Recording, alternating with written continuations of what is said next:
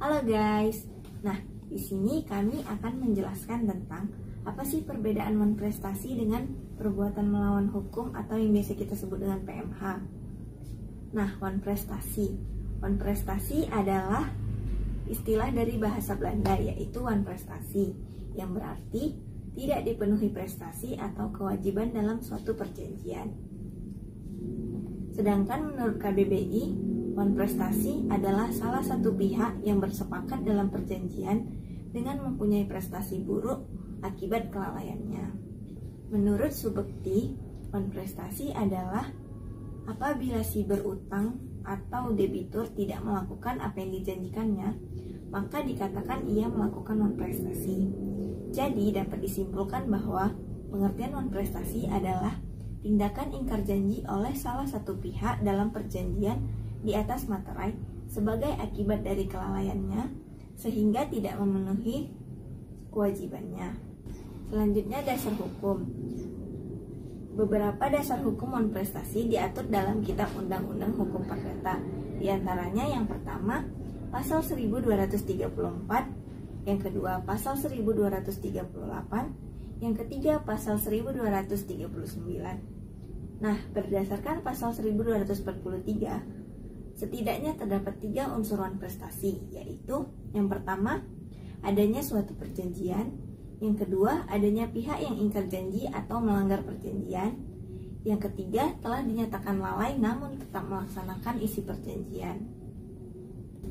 Kemudian, menurut Subekti dalam bukunya yang berjudul Hukum Perjanjian, debitur dapat dikatakan melakukan wanprestasi apabila yang pertama, tidak memenuhi prestasi yang telah diperjanjikan, yang kedua, memenuhi prestasi dengan tidak sebagaimana mestinya, dan yang ketiga, memenuhi prestasi tidak sesuai dengan jangka waktu yang diperjanjikan, serta yang keempat, melakukan hal yang dilarang menurut kontrak yang telah disepakati. Selanjutnya, penyebab terjadinya wanprestasi. Abdul Qadir Muhammad menyatakan wanprestasi terjadi dikarenakan adanya 2 kemungkinan.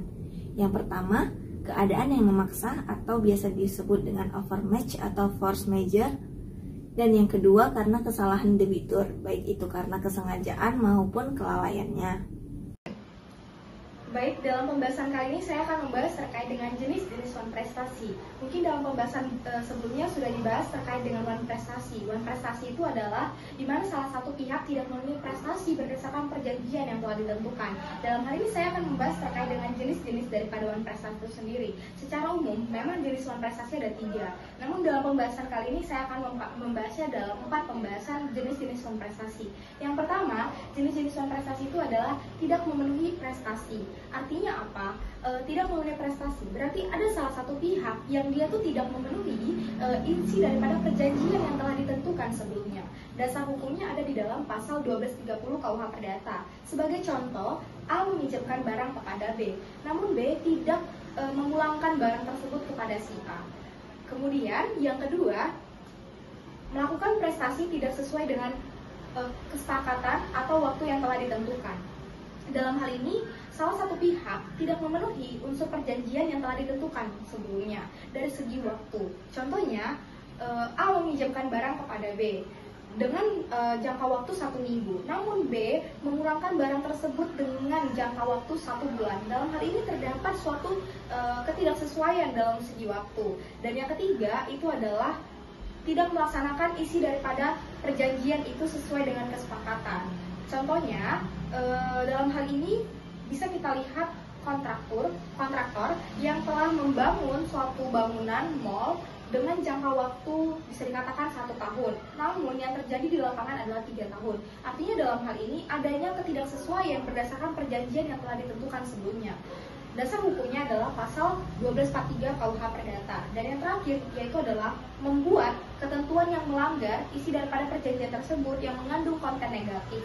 Dalam hal ini ada satu pihak di dalam suatu perjanjian yang tidak memenuhi unsur daripada perjanjian itu sendiri. Sebagai contoh, A meminjamkan barang kepada B, namun B tidak memulangkannya dengan baik, malah menggadaikannya kepada orang lain.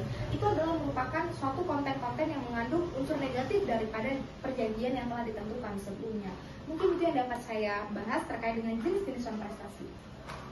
Baik, selanjutnya saya akan menjelaskan terkait akibat hukum dari wan prestasi. Bila melakukan wan prestasi, pihak yang lalai harus memberikan penggantian berupa biaya, kerugian, dan bunga. Akibat atas sanksi wan prestasi ini dimuat di dalam pasal 1239 KUH Perdata yang menerangkan bahwa tiap perikatan untuk berbuat sesuatu atau untuk tidak berbuat sesuatu wajib diselesaikan dengan memberikan penggantian biaya, kerugian, dan bunga bila debitur tidak memenuhi kewajibannya. Penggantian biaya sendiri merupakan ganti rugi dari ongkos atau uang yang telah dikeluarkan oleh salah satu pihak. Kemudian yang dimaksud dengan penggantian rugi adalah penggantian akan kerugian yang telah ditimbulkan dari kelalaian pihak wan prestasi. Nah, akibat hukum dari wan prestasi meliputi yang pertama ialah kewajiban ganti rugi, yang kedua ialah kemungkinan pembatalan perjanjian, yang ketiga ialah pelaksanaan perjanjian secara paksa atau eksekusi, yang keempat ialah peralihan risiko kepada debitur, yang kelima ialah pembayaran bunga, yang keenam ialah penyitaan harta, yang ketujuh ialah pembayaran penalti, yang kedelapan ialah kewajiban untuk memenuhi perjanjian jika memungkinkan, dan yang kesembilan dan terakhir ialah kewajiban membayar biaya perkara. Nah, hal-hal tersebut semua ini bertujuan untuk melindungi hak-hak kreditur dan memastikan bahwa perjanjian dihormati sesuai dengan ketentuan hukum yang berlaku.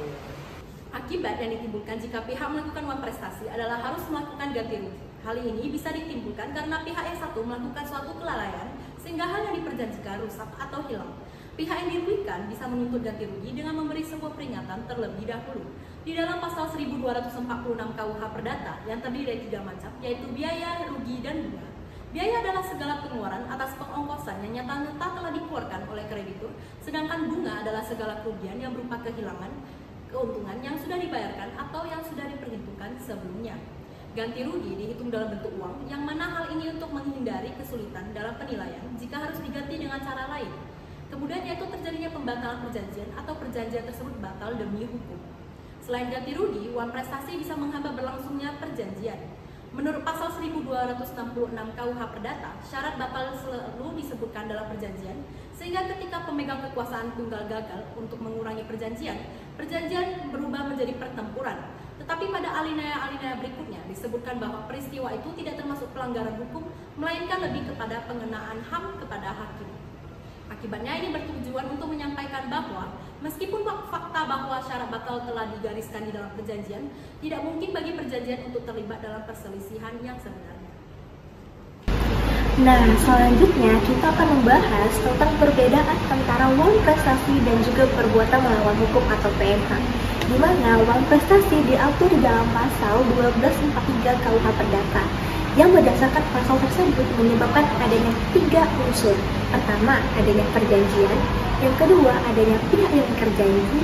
Yang ketiga, adanya telah ditetapkan ingkar tapi tetap tidak melaksanakan perjanjian. Berdasarkan dari 3 unsur tersebut dapat disimpulkan bahwa timbulnya wan prestasi dikarenakan adanya cedera pada perjanjian, sehingga menyebabkan salah satu pihak ingkar janji dan menyebabkan kerugian di pihak lainnya. Nah, sedangkan kalau kita bandingkan dengan perbuatan melawan hukum atau PMH, di mana perbuatan melawan hukum ini diatur di dalam pasal 1365 KUH Perdata yang berbunyi tiap perbuatan yang melanggar hukum dan menyebabkan kerugian kepada orang lain, maka mewajibkan orang yang menimbulkan kerugian atas karena kesalahannya untuk menggantikan kerugian tersebut. Terdapat 5 unsur nih dari pasal tersebut. Yang pertama, harus ada perbuatan. Yang kedua, perbuatan itu haruslah melawan hukum. Yang ketiga, adanya kerugian. Yang keempat, adanya hubungan sebab akibat antara perbuatan melawan hukum yang dilakukan dan juga kerugian yang timbul. Yang kelima, adanya kesalahan. Saya akan memberikan beberapa contoh kemungkinan kasus wan prestasi yang terjadi. Dalam utang piutang oleh debitur, yang pertama, debitur tidak membayar utang terlambat melakukan pembayaran pada waktu yang telah disepakati, baik secara penuh atau dalam bentuk angsuran atau cicilan. Yang kedua, jika perjanjian utang piutang melibatkan jaminan, debitur wajib menyerahkan jaminan tersebut sesuai dengan waktu yang telah ditentukan. Kegagalan untuk menyerahkan atau menyediakan jaminan juga merupakan wan prestasi. Yang ketiga, debitur melakukan tindakan yang merugikan kreditur seperti menjual atau mengalihkan aset yang seharusnya menjadi jaminan tanpa izin kreditur. Oleh kreditur yang pertama, kreditur terlambat atau tidak menunaikan pinjaman atau dana yang dijanjikan kepada debitur pada waktu dan hari yang telah ditentukan. Yang kedua, penuntutan pelunasan utang sebelum jatuh tempo, pembayaran yang telah disepakati dalam perjanjian. Yang ketiga, kreditur tidak mencatat dengan baik pembayaran utang yang terdahulukan oleh debitur dan kemudian menuntut pembayaran yang lebih lanjut dari debitur. Yang keempat, kreditur tidak mengembalikan jaminan setelah utang lunas. Dalam sewa menyewa, oleh penyewa, yang pertama, keterlambatan atau tidak membayar sewa sesuai dengan waktu yang telah disepakati dalam perjanjian tepat waktu. Yang kedua, penyewa menggunakan properti untuk tujuan lain yang tidak disepakati dalam perjanjian. Yang ketiga, penyewa tidak mengosongkan dan mengembalikan properti pada saat masa sewa berakhir. Oleh pemilik, yang pertama, pemilik tidak menyerahkan properti pada waktu yang telah disepakati atau pemilik mengambil kembali properti dari penyewa sebelum waktu yang telah disepakati. Yang kedua, pemilik menjual properti yang sedang disewa tanpa memberitakan penyewa atau tanpa memberikan hak kepada penyewa untuk tetap tinggal hingga akhir masa kontrak. Sekian dari kelompok kami, terima kasih.